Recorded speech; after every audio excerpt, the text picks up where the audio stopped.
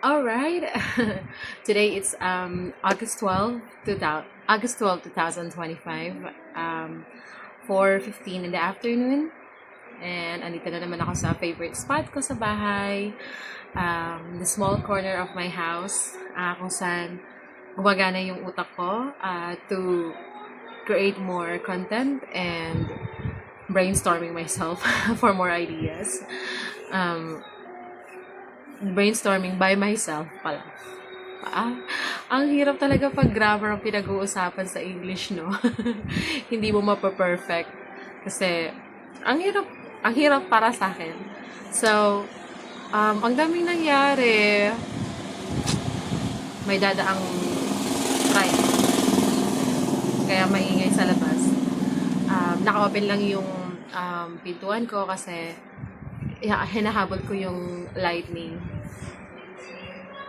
Pero may lightning din ako dito, pero ano lang to eh. Let's just make it natural. I think this one is good. Okay lang yan kahit madilim. This is just a small recording for myself to there. To add sa Queen Nanay episodes ko kasi parang ang tagal nang hindi na dadagdagan yung yung uploaded videos doon. So, here it is. Gusto ko lang maging more natural to without a script. Kasi sa Queen Nanay vlogs ko naman, hindi naman talaga ako naglalagay ng script. It's like an impromptu videos that I do. I just really wish na continue ko yung part ng pagiging beauty consultant. Pero I park it for the meantime kasi may iba pa akong prioritize. So, yeah, a lot of things have happened. Kinamit ko talaga yung August na mag-grow pa ako lalo. And I am slowly seeing my progress. Sabi ko kapag nag-August na, I will do something. I will do something na that will make my channel grow. Sa YouTube, this YouTube, medyo nahihirapan ako kung paano ko mapapalaki yung network ko dito. But busy ako jotting down notes and collecting information kung paano ko gagawin yan. And I'm looking forward one day that this video that I'm doing right now will become viral. Sa lahat ng mga posts ko, nilalagyan ko ng make me viral. Baka naman, kahit isa lang. Pero anyway, lately it's been parang ladder siya na ginagawa ko kasi hindi ladder actually. Para siyang steps na fina-follow ko kasi nga kung ano-ano yung mga skills na inaaral ko. And kaka-birthday ko lang, just to share. So, just wanna share a little part of what I did in my birthday. After ko hinatid sa school yung anak ko, pumunta ako sa simbahan mag-isa. Tapos, nakapag-stay ako sa loob ng simbahan. Sobrang tahimik and ang sarap sa feeling na mapag-isa ka sa araw mo. And after that, I went for a short ride going to Kaibiyang Tunnel. Saan marami akong na-meet and became instant friends with them. So, I noticed, nung ginawa ko yun, nag-grow yung page ko. Nag-grow yung personal account ko. Kasi, I am part of a solo rider group community. And sobrang supportive ng mga tao dito. And I'm planning, since marami naman akong videos for motorcycle riding, definitely I will launch my own motovlog page. Iniisip ko pa kung anong magandang title, pero meron akong existing page na maraming marks of being notified. I mean, marami siyang notification that the page is like being found. Pero, ayusin ko pa siya. Para in the next few days, ma-launch ko na yung motovlog page ko. Kasi, marami akong self-lang moments. Marami akong semplang moments sa buhay, karera sa buhay na pinaggagawa. And eto, na-stagnant ako sa part na marami akong inaaral. Though it's not totally being stagnant, I'm just stagnant at home for now. Kasi yun naman talaga yung gusto ko. Ang maging full-time mommy, at the same time, magkaroon ng career habang na dito sa maliit na sulok na to. So, one thing that I keep going on this life right now,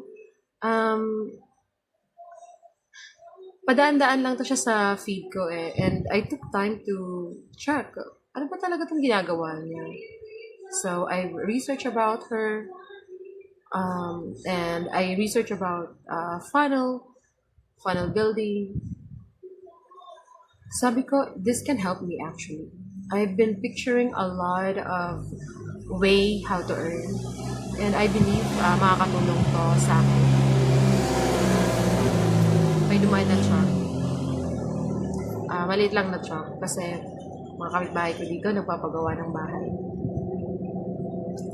Hopefully one day, ako din. But I'm not in a hurry for that. Self-growth talaga yung mas importante ngayon kasi ayokong ma-stagnant lang sa isang skill na parang overuse na ako dun. Pero anyway, I'm being thankful na may skill ako when it comes to customer service part kasi syempre doon ako nagsimula. But doing something na kikita ako while I'm sleeping, that's too good to be true actually nung una. Pero sa pag-attend ko ng webinar na to, ng mga live session na to, sabi ko, this will work for me. And the only challenge now na meron ako is, ang hirap niyang i-pick up right away. Maybe because may edad na ako, no? Or maybe because nahihirapan ako i-execute kung paano ba talaga siya gagawin. So, ayun. Walang ano-ano. Nag-enroll ako din. Kasi, sabi ko, this is definitely the best investment that I can do for myself. To upskill. Yung skill na hindi makukuha sa akin. Yung skill na magagamit ko kahit saan ako pumunta. Grabe, I'm just that woman actually na gusto din ma-experience yung mga small things in life. Like, kagaya ng ibang mga mayayaman, they can go to vacation while they have their own business running. Gusto ko magkaroon ng 4 wheels na sasakyan. Pero paano ko ba siya gagawin, di ba? Gusto ko makapaggala. Gusto ko makapag-out of the country. Kahit nga isa lang yata okay lang. Pero I'm parking all of those kasi may mga bigger responsibilities pa ako na dapat unahin. One thing is, gusto ko mabayaran yung bahay ko as early as now. Ayoko magkaroon ng problema si Adam paglaki niya. And definitely this is for him. Speaking of bahay, no? It's nice to have like your own comfort zone. Comfort space, not comfort zone. You have your own comfortable space to do this, just like this. Di ka may ilang, di ka mahihiya. You just let your thoughts out. And I just love this feeling kasi tanghali na ako minsan bumangon kahit may ihatid akong bata sa school. Not because gusto ko lang late na bumangon, but because napuyat ako kagabi. And naglaba din ako.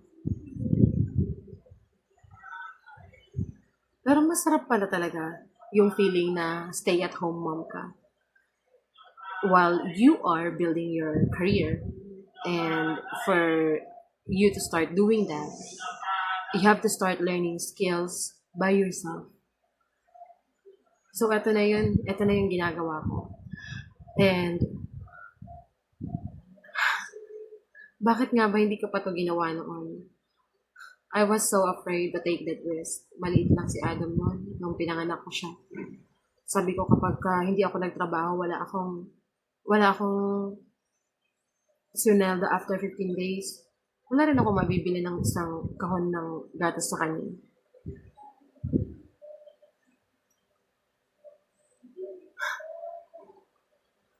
Grabe. Pero sana noon ko pa ginawa yung mag-freelancing kasi I know kaya ko eh. Alam ko kaya ko. I just somehow find it like I'm regretting the part na hindi ko pa siya sinimulan nang mas bata pa ako. I'm now at my 30s and I feel like nagiging kulalat ako when it comes to mga topics. Tapos, na-overwhelm ako sa information, lumulutang na yung utak ko, kakaisip, tama ba itong ginagawa ko? I'm like looking for someone to, I'm actually looking for ways to like have a final decision kung tama ba yung mga sagot ko or what. But I have to stop being like that kasi gusto kong paniwalaan yung sarili ko this time na kaya ko to. Kayang-kaya ko to. Basically, this kind of startup, deserve na ito yung mga nasa 20s. Kasi, ang galing. If you start like late, I know 30s is not that late yet, but I have the opportunity before. Pero anong ginawa ko, nagpalipat-lipat lang ako ng call center. Pero hindi ko na-encounter about funnel building. I wish na-encounter ko siya noon. But this time, hindi ako titigil na hindi ko siya matutunan ng maayos.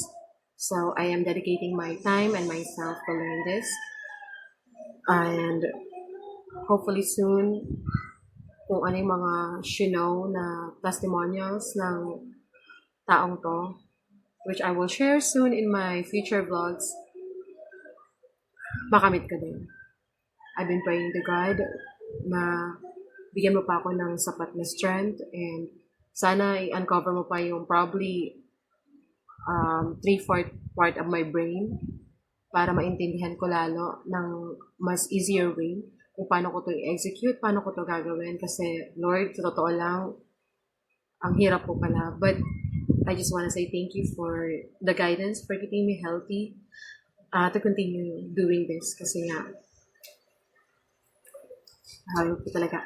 Marami pa po akong gustong mangyari, makamit sa buhay, and makabawi sa mga taong mahal ko sa buhay. Yun lang naman yung gusto ko. Wala nang iba. Financial freedom talaga yung mahirap pag-usapan. Tapos mahirap din ma-achieve kapag wala kang support. So, doing this by myself is definitely a huge challenge. But I am opening myself to possibilities na magagawa ko to with the help of strangers, with the help of people that can coach me, can motivate me, and with the main source of my motivation, of course, my son. So, I'm sure magagawa ko to. So this video recording that I'm doing will be my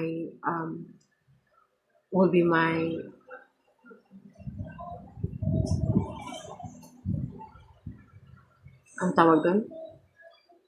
Will be my evidence that I am going to pursue this.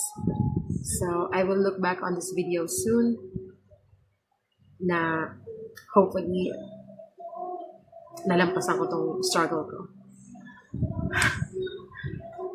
Did I say a lot? Or I'm even actually struggling saying something, no? I want my thoughts to be more concise, pero medyo mahirap siyang ma-achieve for now. But I am studying how to be like one. Sa dami ng mga speakers na napanood ko, I just wanna be like them. But I know it would be a long process in the making kung paano ako magiging kagaya nila. But I am investing for myself na matutunan, ma-develop yung speaking skills ko, ma-develop yung speaking skills ko to the point that I will not run out of thoughts. So, this video is definitely just a reflection that I am doing kasi, yep, I just want to record what's been happening lately. And here I am, the pressured, struggling, yet thriving 30s. Thank you so much for watching this video and for the reactions na meron kayo kahit ano pa yan. I am ready for comments and whatever it is that you want to say. I am ready for it, and I just want to know what are your thoughts that will help me. Lalo na sa part na pwede niyo akong i-coach and pwede niyo akong i-guide. I am so open to it because I will read them. But other than that, I just want to say thank you for this life. 33 is something that I will always be thankful for myself kasi ang dami kong nagawa at na-execute na actually for the past 12 days. And for anyone watching this, I hope if you also feel like me, if you also feel this way, just like me, I want you to take a step. I don't know how to totally motivate someone, but basically it's just like an action that you have to do kung ano yung gusto mo, kung ano yung magpapasaya sa'yo, and kung alam mong in that part mag-excel ka, just do it. That's Nike's tagline, right? Just do it. But here I am saying that kahit bago pa siya, kahit bagong learning siya, may chance kang matutunan yan. All you have to do is to study about it. I'll be ending this video now, and this face. Angeline, you're doing great. Thank you for watching and have a great day.